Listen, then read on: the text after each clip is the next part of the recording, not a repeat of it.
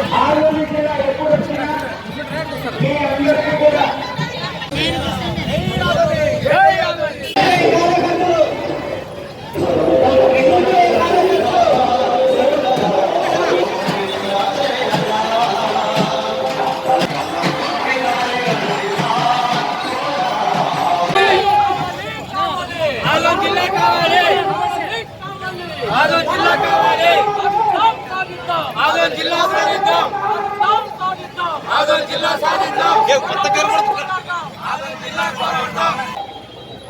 ఆదోని జిల్లా కోసం మద్దతు ఇస్తూనే ఉంటాం. మా అవకాశం వస్తే జిల్లా చేస్తామని చెప్పేసి కూడా గట్టిగా చేస్తా ఉన్నాను.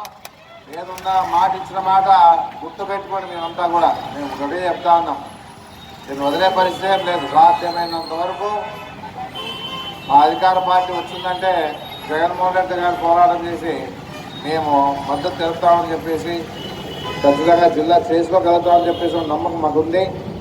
నా ఒక్కటే మన ఆదోని ఒకటే అనుకుంటే కాదు, మంత్రాలయం ఉంది, ఎమగినూరు ఉంది, పత్తికొండ ఉంది, ఆదోని ఉంది, అందరూ వెళ్తా ఉన్నారు.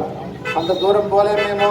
ఇంకా నాగరికత పెరిగినట్లు కూడా పెడతామంటే ఇంకా మనం పోయి ఆ జిల్లా హెడ్క్వార్టర్స్లో కర్నూలు పోయి పనిచేసుకునే అవసరం నాకేముంది. మాకు కూడా ఇక్కడ వ్యవస్థలు ఎప్పుడు తీసుకొచ్చినా మనకు తెలుసు కదా. ఆ రోజు రామారావు గారు మండల వ్యవస్థ తీసుకొచ్చినారు. మన మండల వ్యవస్థ అయిపోతే జగన్మోహన్ రెడ్డి గారు సచివాలయాలు తీసుకొచ్చినారు. మరి అంత అందుబాటులో ఉండేదానికి ఇవన్నీ చేసి ఉండేది.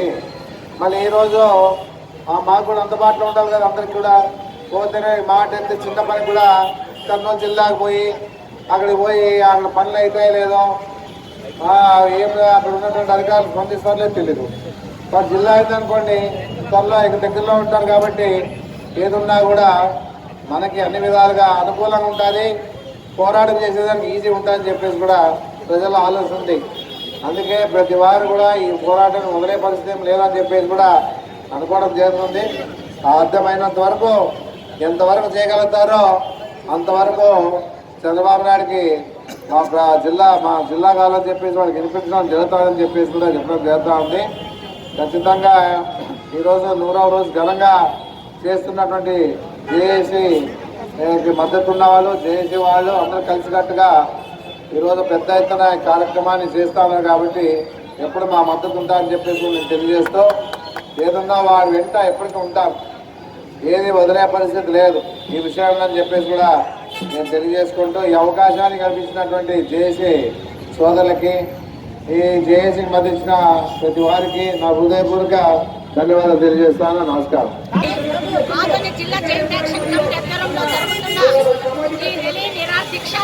ఈరోజు 100 రోజులు కొనసాగింది. ఈ 100 రోజుల్లో యొక్క ముఖ్య ఉద్దేశం ఏమంటే ఈవేళ ఎన్నో ఉద్యమాలు చేశాం.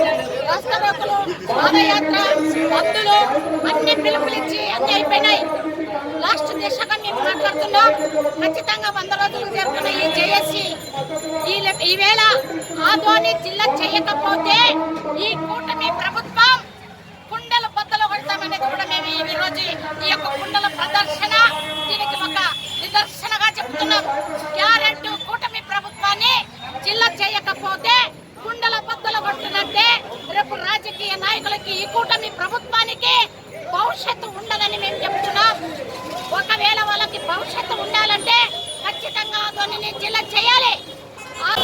భారత కమ్యూనిస్ట్ పార్టీ సిపిఐ 100 ఏళ్ల చరిత్ర పార్టీ ఈరోజు 100 రోజుల దీక్షలో 100 మంది సిపిఐ నాయకులు, కార్యకర్తలు కూర్చోవడం జరిగింది. ఇది ఒక చరిత్ర అదే భావిస్తున్నా. ఖచ్చితంగా ప్రభుత్వం ఆదోని జిల్లా ప్రకటించడంలో ఏమాత్రం నిర్లక్ష్యం వహించిన ఈ రోజు కుంభమేళ ఏర్పాటు చేశాము. ఆ కుంభమేళ ప్రాధాన్యత అంటే కూటమి ప్రభుత్వం పశ్చిమ ప్రాంత అభివృద్ధి సాధనకై ఆదోని జిల్లాగా ప్రకటించకపోతే మీ కూటమి ప్రభుత్వం కూడా బద్దలు కొట్టామని చెప్పి దాని మీద నినాదాలు రాయడం జరిగింది. దీనికి సారాంశం అంతా కూడా ఉంటుంది. కానీ ఆదోని జిల్లాను సాధించడంలో జేఏసీ ఎంత కృషి చేస్తుందంటే నిజంగా 100 రోజులు పని వదిలి మాకున్నటువంటి ఎన్ని ఒత్తిళ్లున్నా కుటుంబాలకు సంబంధించి ఎన్ని కార్యక్రమాలున్నా వదులుకుని మరి ఆదోని జిల్లాపై జేఏసీ నాయకులు నిరంతరం కృషి చేస్తున్నారు. అలాగే ఈ జేఏసీలో ఉన్నటువంటి 5 నియోజకవర్గ నాయకులకు కార్మికులకు, కర్షకులకు, విద్యార్థులకు, మహిళా సంఘాలకు, ప్రింట్ అండ్ మీడియా మిత్రులకు, బీసీ, ఎస్సీ, ఎస్టీ, మైనారిటీ సంఘాలకు, అదేవిధంగా జేఏసీలో ఉన్నటువంటి ప్రతి ఒక్క నాయకులకు పేరు పేరున ఈ 100 రోజుల ఉద్యమాన్ని ముందుకు తీసుకుపోయినటువంటి మీ శ్రమ వృధా కాదని నేను ముందుగా మీకు అందరికీ ఉద్యమాభివందనాలు తెలియజేసుకుంటూ మీకు ఓ విషయం చెప్తున్నా. ఈ 100 రోజులు మనం మహాభారతంలో చూసాం. శ్రీకృష్ణ పరమాత్ముడు శిశుకులానికి ఎన్ని అవకాశాలు ఇచ్చినాడు? 100 తర్వాత ఏమైంది అది నేను చెప్పకూడదు, అందరికీ తెలుసు. ఈ కూటమి ప్రభుత్వం కూడా 100 రోజుల నుంచి నిరాహార దీక్షలు చేస్తున్న జేఏసీ పట్టించుకోకుండా ఉండడం అనేది ఈ శిశుపాలుడు చేసినటువంటి 100 పాపాలతో సమానమని నేను మీ అందరికీ ముఖ్యంగా తెలియజేసుకుంటున్నాను. 100 పాపాలైనవి ఈ ప్రభుత్వానికి హెచ్చరిస్తున్నాము. ఇంకో విషయము, శాసనసభ్యులు డాక్టర్ పార్థసారథి గారు అసెంబ్లీలో జిల్లా గురించి ప్రస్తావించినారు. బహుశా ముఖ్యమంత్రి గారు అది ఆయన వ్యక్తిగత అభిప్రాయం అనుకుంటున్నారు. దయచేసి అర్థం చేసుకోండి సార్, ఇది 5 నియోజకవర్గాల యొక్క అభిప్రాయము. దాన్ని మీ ముందు ఉంచితే మీరు ఇంతవరకు దానికి సమాధానం ఇవ్వలేదు, దాన్ని బేఖాతరుగా వదిలిపెట్టినారు. కాబట్టి మీరు ఈ 5 నియోజకవర్గాల ప్రజల అభిప్రాయాన్ని మనంలో తీసుకోలేదు. కాబట్టి మీరు కూడా ఆ శిశుపాలనకు పట్టిన కథే మీ ప్రభుత్వానికి పడుతుందని నేను ఇక్కడ నుంచి హెచ్చరిస్తున్నాను. కాబట్టి ఇప్పటికైనా సమయం మించిపోలేదు. మీ చేతిలో ఉన్నటువంటి పని మా మాజీ శాసనసభ్యులు గౌరవనీయులు సాయి ప్రసాద్ రెడ్డి గారు ఇప్పుడే హామీ ఇచ్చారు.